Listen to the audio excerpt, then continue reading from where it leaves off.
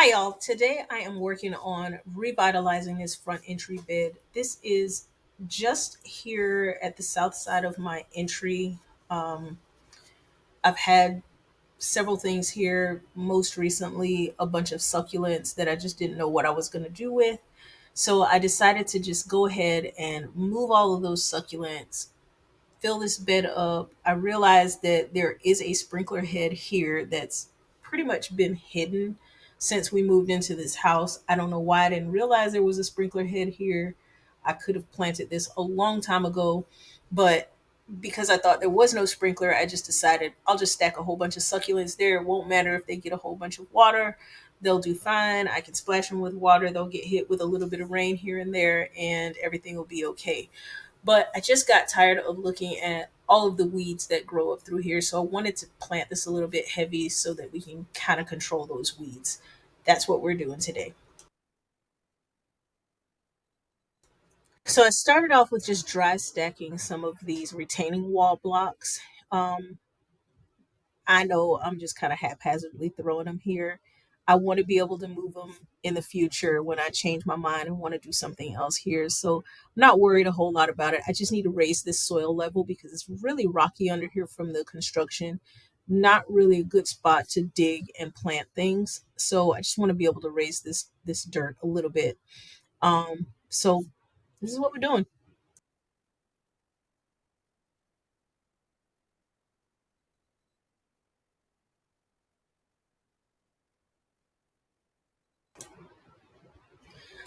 So I just picked up whatever they had at Home Depot. This is not the best raised mix soil. I've used it before. It's not the best stuff, but it's still not the worst. This is the Kellogg, I think it's Kellogg um, raised bed soil. Just pouring in, I think it's 4 cubic feet that I have just to get this up and be able to plant in it. Nothing special, just a quick little project.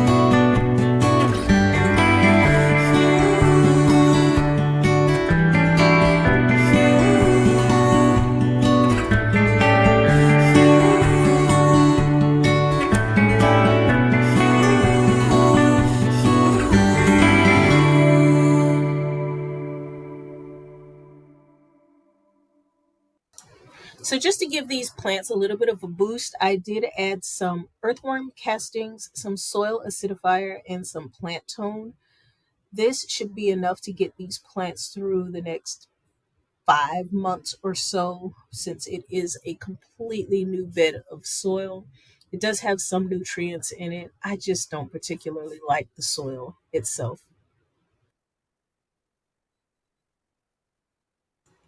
My goal was to get a lot of color here at the front door. I do really love mums. They get a bad rep because they cycle in and out of bloom so quickly, but they are perennial. They come back for me and bloom at least 3 times a year. Um, as long as they're fed and properly watered, I don't have a problem with them. So I'm packing this bed full of mums. Um, I'm also putting in some coleus and some red kale and evolvulus. I did choose blue days.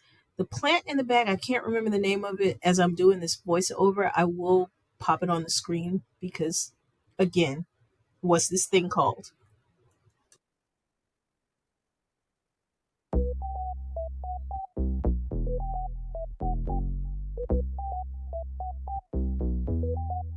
No way.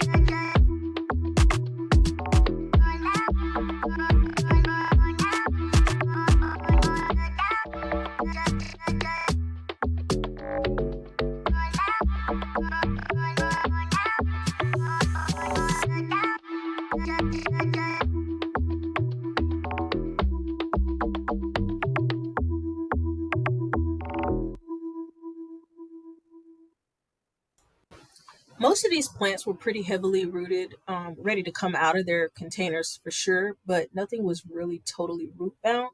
I did rough up a couple of the mums just because they were circling the can a little bit too much for me. And I want them to be able to stay here in this spot for at least a year, if not more. Who knows how quickly I'm going to get bored with this and want to snatch them out. This section does get pummeled with direct sun every single day all year. The summer sun up here is so intense that I don't even sit in my chair very often because it's so hot up here. So hopefully these guys won't get fried. I'll be able to keep them watered enough that they will be okay in this spot. But planting them definitely was not difficult because it was all new soil. So I pretty much used my hands for everything except for the Arctic snow. I'm keeping several of the succulents here. A couple of them did get tossed out because they were just not doing well, and I don't feel like nursing sick succulents back to health. Um, so I'm gonna keep them in pots around this same area because it's where they're used to being. Some of them might start getting sun scald, and I'll have to shift them around again. As I'm waiting for the hibiscus to grow back, it's no cover up here for anything. So it'll be like that for a while. Just gotta get this Arctic snow in and clean up my mess. Sadly, while I was doing this, at the end, while I was cleaning up, I ended up grabbing a bee that was sitting on the mulch bag, and it stung the palm of my hand. So what started out as a nice peaceful project ended up being very painful. And I don't know if you guys have ever been stung by a bee, but to get stung by a bee in the palm of your hand, something that you have to use all the time, it's not fun. It's not fun at all. So this project did turn out pretty nice. I do like the way it looks, and in the couple days that it's been in, it's it's really nice. It's filling in nicely. The mums are starting to open up, and I'm happy with it. So we'll get through this rest of this year and at least into the summer before I decide if it's going to stay or get taken out. The coleus is going to really overgrow this space, so I don't know if it's going to be worth trying to stay on top of that. The kale will eventually come out, so the coleus will have a little bit of extra space, but we'll see what happens.